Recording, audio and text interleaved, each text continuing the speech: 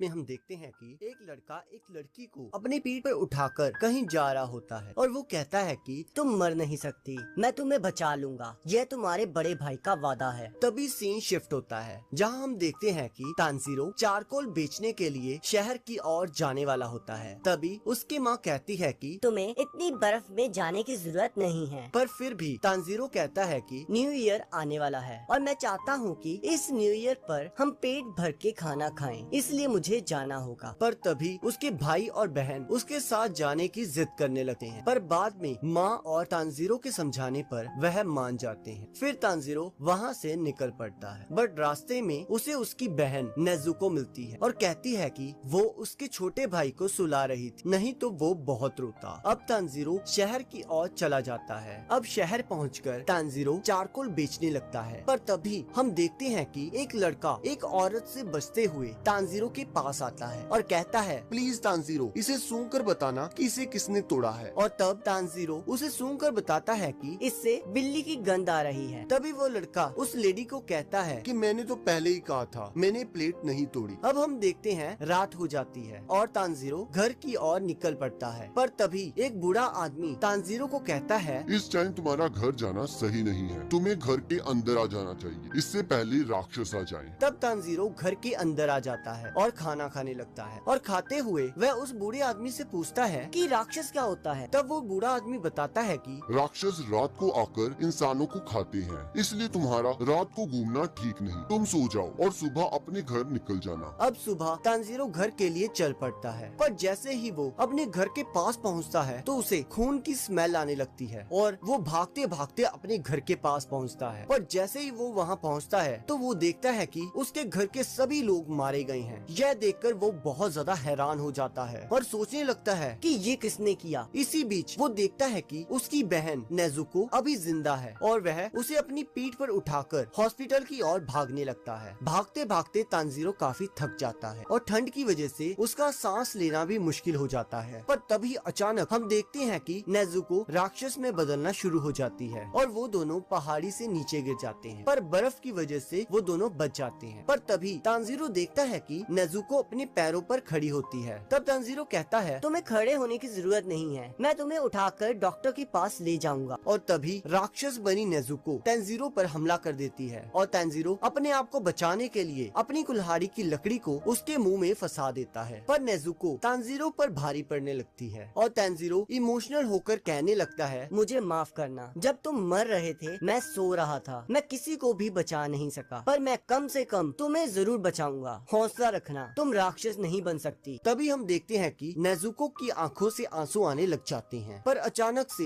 एक लड़का तलवार से नेजुको पर हमला कर देता है, पर तानजीरो उसे बचा लेता है। तब वो लड़का तानजीरो से पूछता है कि तुम इस राक्षस को क्यों बचा रहे हो? तब तानजीरो कहता है कि ये मेरी बहन है। अब वो लड़का नेजुको को पकड़ लेता है और कहता है कि मेरा फर्ज है कि मैं हर राक्षस को ढूंढूं और उसे मारूं। पर तब तानजीरो कहता है कि नेजुको ने किसी को नहीं मारा, यहाँ तक कि मुझे मेरे घर से एक अनजान गंध आ रही थी। मुझे लगता है कि उसी ने मेरी फैमिली को मारा है। मुझे नहीं पता नेजुको राक्षस कैसे बनी। तो वो लड़का बताता है कि इसके जख्म राक्षसों की खून के संपर्क में आए होंगे, इसी वजह से ये राक्षस बन गई है और इसी तरह ये राक्षस अपनी जनसंख्या बढ़ाते हैं। पर तब तानजीरो कहता है कि मेरी बहन ने किसी इंसान को नहीं मारा, प्लीज उसे छोड़ दो। तब वो लड़का कहता है कि तुम क्या मजाक कर रहे हो? अगर मैंने इसे छोड़ा तो ये तुम पर हमला कर देगी। पर तब तानजीरो कहता है कि ये मेरी बहन है, इसे पता है कि मैं इसका बड़ा भाई हूँ, ये मेरे पर हमला नहीं करेगी, मैं इसे ठीक करने का रास्ता ढूंढ लूंगा। तब वो लड़का कहता है कि एक बार कोई इंसान राक्षस बन जाए तो वह वापस इंसान नहीं बन सकता। पर तानजीरो कहता है कि प्लीज इसे छोड़ दो, मैं कोई ना कोई रास्ता जरूर ढूंढ लूंगा। और उसके आगे गिड़गिड़ाने लगता है। तब वो लड़का कहता है कि तुम इसे ठीक नहीं कर सकते, अगर मैंने इसे छोड़ा तो तुम भी राक्षस बन जाओगे। क्या तुम यही चाहते हो? और वैसे भी तुम बहुत कमजोर हो। हाँ, शायद राक्षसों के पास तुम्हारी बहन को ठीक करने का कोई रास्ता हो, पर वो ऐसा कभी नहीं करेंगे क्योंकि ताकतवर हमेशा कमजोर को दबाता है। तब वो लड़का नेजुको पर हमला कर देता है, जिसे देखकर तानजीरो उस लड़के पर हमला कर देता है, पर वो लड़का तानजीरो के सिर पर मारकर उसे बेहोश कर देता है। और तभी वह देखता है कि तानजीरो के पास उसकी कुल्हाड़ी नहीं है और तभी तानजीरो की कुल्हाड़ी उसके पास से गुजरकर पेड़ पर लगती है। तब वो लड़का तानजीरो की चालाकी को देखकर काफी इम्प्रेस हो जाता है कि कैसे उसने उसे चकमा देकर उलझाए रखा, पर उसका असली प्लान तो कुछ और था, पर तभी नेजुको उस लड़के पर हमला कर देती है और तानजीरो की तरफ जाने लगती है। पहले तो उस लड़के को लगता है कि नेजुको तानजीरो पर हमला करने वाली है, पर अचानक वो देखता है कि नेजुको तानजीरो को बचाने लगती है। अब एक तरफ नेजुको उस लड़के पर हमला करने वाली होती है और दूसरी तरफ वो लड़का सोचता है कि ऐसा कैसे हो सकता है, ये बहुत ज्यादा घायल है, इस टाइम इसे भूख भी बहुत लग रही होगी, पर फिर भी ये अपने भाई को खाने की जगह उसे बचा रही है। तब वो लड़का सोचता है कि शायद ये बाकियों से अलग है। तो वो नाजुको को बेहोश कर देता है और जब तानजीरो उठता है तो वो देखता है कि नेजुको उसके पास लेटी होती है और वो लड़का कहता है कि तुम उठ गए, जाओ जल्द से जल्द माउंट सागिरी चले जाओ, वहाँ तुम्हें एक बूढ़ा आदमी मिलेगा जिसका नाम साकोंजी उरोकोडाकी होगा। जब वो तुम्हें मिल जाए तो उसे कहना कि तुम्हें गियू टोमियोका ने भेजा है और कहता है कि अभी आसमान में बादल हैं, अभी तुम्हारी बहन बची रहेगी, पर ध्यान रखना इसे कभी भी सूरज की रोशनी में मत जाने देना। और ये ध्यान रखना इसे कभी भी सूरज की रोशनी में मत जाने देना। और यह कहकर वो चले जाता है और फिर सीन शिफ्ट होता है और हम देखते हैं कि तानजीरो अपने घर वालों को दफनाकर माउंट सागिरी की ओर चल पड़ता है और इसी के साथ एपिसोड खत्म हो जाता है।